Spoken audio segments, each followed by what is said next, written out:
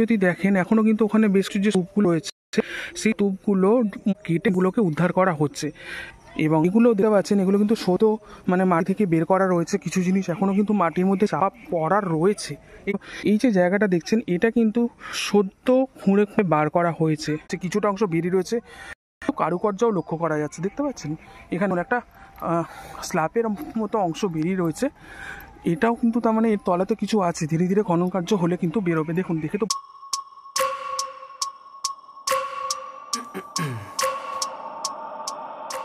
এই মুহূর্তে আমি যেখানে দাঁড়িয়ে রয়েছে এটা হচ্ছে 2 নম্বর মঠ। এখানেও কিন্তু বিভিন্ন রকম ছোট বড় আকারের স্তূপ রয়েছে এবং প্রত্যেকটির মধ্যে কিন্তু সুন্দর কারুকার্য করা রয়েছে। দেখতে পাচ্ছেন এখানে কিছু ধ্বংসপ্রাপ্ত অবস্থায় রয়েছে, কিছু মোটামুটি অবস্থায় ঠিক রয়েছে। যেমনটি আমি বললাম বহু বছর আগে তৈরি, এগুলো প্রাকৃতিক নিয়মে ধ্বংস হয়েছে এবং কিছু কারণেও এগুলো ধ্বংস হয়ে গেছে। তো এখানে সমস্ত রকম মঠ যদি পুরো রত্নাগিরি মেলানো হয় তাহলে প্রায় 1100টির এখানে কিন্তু মঠ রয়েছে। আর এখানে দেখতে পাচ্ছেন একটা জিনিস সুন্দরভাবে ভালো লাগছে যে যেমনটা বললেন এখানে কিন্তু রক্ষণাবেক্ষণের কাজ কিন্তু চলছে, অর্থাৎ এখানে কিন্তু সবসময় পরিষ্কার পরিচ্ছন্ন রাখা হয়ে থাকে।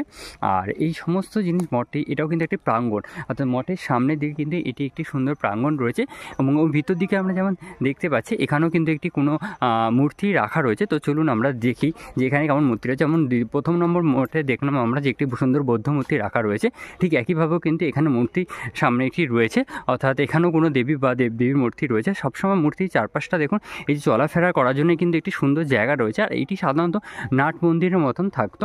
আর এখানে কিন্তু প্রত্যেকটা আলাদা আলাদা এক একটা সময় কক্ষ ছিল, যেটা এখন প্রায় নেই, নষ্ট হয়ে গেছে। খুব সুন্দরভাবে কিন্তু এখানে কক্ষগুলো ছিল এবং প্রত্যেকটা থেকে দেখতে পাচ্ছেন ছোটো ছোটো করে ফুটো রয়েছে, তাদের জল বেরোনোর বা জল নিকাশি ব্যবস্থাও কিন্তু এখানে করা ছিল। এখন দেখতে পাচ্ছেন এগুলো কিন্তু সমস্ত কিছু পোড়া ইটের তৈরি এবং ইটগুলির আকার কিন্তু বর্তমান ইটের আকার থেকে সম্পূর্ণই আলাদা দেখতেই পাচ্ছেন এবং ইটগুলি যথেষ্ট পরিমাণ ভালো। তো এখানে যে মূর্তিটি রয়েছেন কোন দেবদেবীর আমি ঠিক বলতে পারছি না, তবে এখানে যত সম্ভব রয়েছে এটা যমুনা দেবীর বাইরে একটি মূর্তি রয়েছে, ঠিক তারই রকমভাবে একটি পুরুষের মতন এখানে মূর্তি রয়েছে। তো এটা সম্ভবত কোনো বৌদ্ধ মূর্তিরই কোনো একটি রূপ, কারণ আমি যদি জুম করে দেখাচ্ছি এটাও একটি বৌদ্ধ মূর্তির কোনো একটি রূপ এখানে কিন্তু সুন্দরভাবে রাখা রয়েছে। অনেকটা রং উপরে ধুলো ময়লার ফলে এটা কিন্তু সম্পূর্ণ এখন ছবির বা ক্যামেরার মাধ্যমে যেটা বন্দি সেটা সম্পূর্ণ বোঝা যাচ্ছে না। তবে যদি আপনারা সম্ভবত এখানে এসেছেন তাহলে কিন্তু আপনারা দেখতে পাবেন এটা কত সুন্দর মূর্তিটি রয়েছে।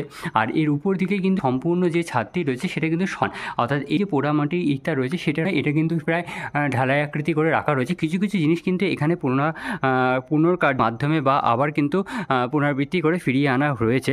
আর এখানে দেখতে পাচ্ছেন মন্দিরের চারপাশে যেমনটি বললাম তেমন কিন্তু এখানে বিভিন্ন কক্ষ রয়েছে।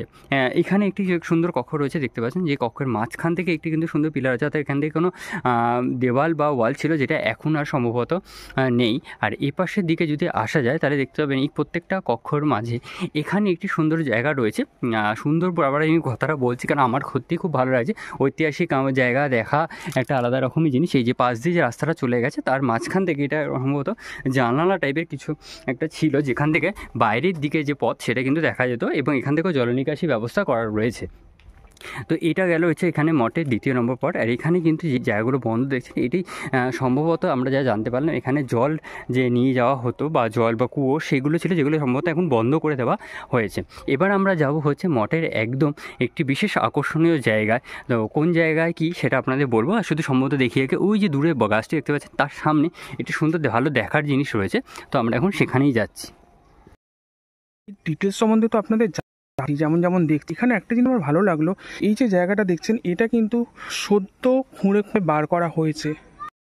যেমন এখানে যদি দেখেন এখনো কিন্তু ওখানে বেশ কিছু যে স্তূপগুলো রয়েছে সেই স্তূপগুলোর মধ্যে মাটি এবং জঙ্গল হয়ে গেছে, সেগুলো কেটে গুলোকে উদ্ধার করা হচ্ছে এবং এগুলো দেখতে পাচ্ছেন এগুলো কিন্তু সদ্য মাটি থেকে বের করা রয়েছে। কিছু জিনিস এখনো কিন্তু মাটির মধ্যে চাপা পড়ার রয়েছে। এই দেখুন এগুলো কিন্তু সেই স্তূপ, আমি লিটারেলি এটা যদি করা হতো বোঝাই যেত একটা স্তূপের উপর হয়তো আমরা হাঁটাচলা করছি। দেখুন পরপর কিন্তু এই স্তূপগুলো রয়েছিল কিন্তু মাটি দিয়ে ঢাকা, এগুলো এখনও খুঁড়ে বার করা হয়নি, শুধু বার হয়েছে। এখানে কিন্তু একটা বিশাল আকৃতির মূর্তি দেখতে পাচ্ছি এবং অতগুলো কিন্তু ছোট ছোট মঠের মতন অংশ, স্তূপের মতন অংশ সারিবদ্ধভাবে রাখা রয়েছে। এটা কি হতে পারে, হয়তো কোনো টেম্পেল।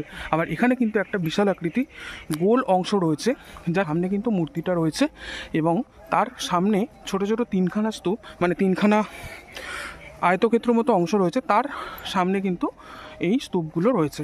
অথচ এইখানটা দেখুন, এটা তো পুরো এই যে গাছ রয়েছে এই মাটির তলায়, এখানে দেখা যাচ্ছে যে কিছুটা অংশ বেরিয়ে রয়েছে, কারুকার্যও লক্ষ্য করা যাচ্ছে, দেখতে পাচ্ছেন এখানে একটা স্ল্যাপের মতো অংশ বেরিয়ে রয়েছে। এটাও কিন্তু তার মানে এর তলাতে কিছু আছে, ধীরে ধীরে খনন কার্য হলে কিন্তু বেরোবে। দেখুন, দেখে তো বুঝতেই পারছেন এটা কিন্তু সদ্য খুঁড়ে বার করা। দেখুন এই যে মূর্তিটা দেখালাম, তার পিছন দিকে কিন্তু আরও একটা ছোট্ট মূর্তি রয়েছে।